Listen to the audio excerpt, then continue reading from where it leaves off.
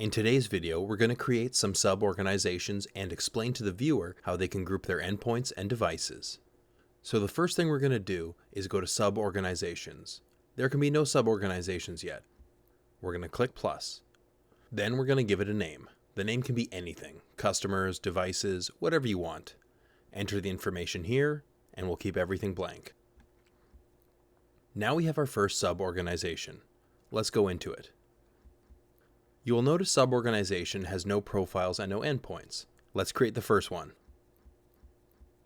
Test 01. Feel free to come up with a more imaginative name. We have test 01. You can go configure it, but we're going to skip that for now. We're going to go to endpoints. From here you can add an endpoint how you traditionally would. But instead, what we're going to do is click this provision button. This allows you to create a provision code that you can execute using your RMM and provision a fleet of devices. So let's go and do that. We're going to pretend we're provisioning Windows machines.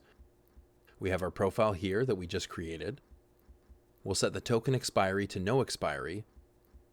And let's set the limit to 1,000 because we're going to provision up to 1,000 devices. We hit create code. And it will give you a PowerShell script, which you can also download if you want, but we're just going to copy it here. We're going to pretend that we're using an RMM by using PowerShell over here, but in reality you would run this script using your favorite RMM. The script is going to do its thing.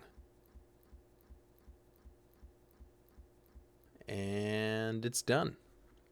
So if we go back here, click on endpoints, you'll notice that the computer is now registered as an endpoint with its host name, which is OfficeBox. And that's pretty much it. So let's go back and try something more advanced. Let's go to profiles. Notice we're in the main organization now. We're going to click plus and we're going to create a shared profile. Let's say shared test. Create this profile and we're going to click on it. We'll click on some random things here. Now the most important part is you go to profile options and you have to click shared profile. What this basically does is once we go into our sub-organizations, we'll go back to here. We want to create an endpoint, for example. We'll notice that the shared profile that exists in the parent organization is now visible and can be used inside of sub-organizations. That's a nice little hack because then you don't have to actually create anything in your sub-organizations. All the profiles can live in the parent organization. Let's try something else. Another common use case is create what is known as a global profile, which is very handy when you're creating many sub-organizations. So let's create an everybody profile. That's something you can basically enforce on all your sub-organizations. What is a common thing you want to enforce? Probably malware blocking, phishing, and let's say adult content. If that's a rule that you want to enforce for all of your customers, you can stop here. But you don't have to stop here, obviously. You can create some service rules if you like. Let's say you're using Honeywell and you want to make sure that none of their domains are messed with, you can create a bypass rule. So from here we're going to go into sub-organizations and create another sub-organization. Let's call it Corp B.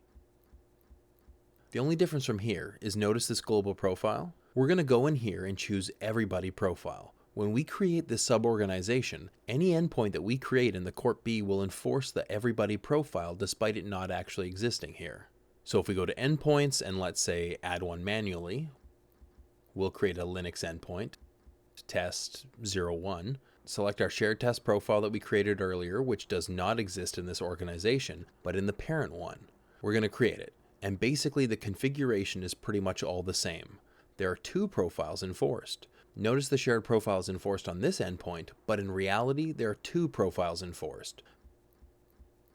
The shared profile and the everybody profile, which will be layered and enforced at the same time. It's quite handy when you have 20 or 100 organizations and you want to make a single change that affects all of them. You can simply click on the everybody profile, and let's say you wanted to block IoT telemetry. That's pretty much it. This will now affect every single organization that we have in our web panel. We'll stop here. If you have any questions, let us know in the comments. Thanks again for joining us.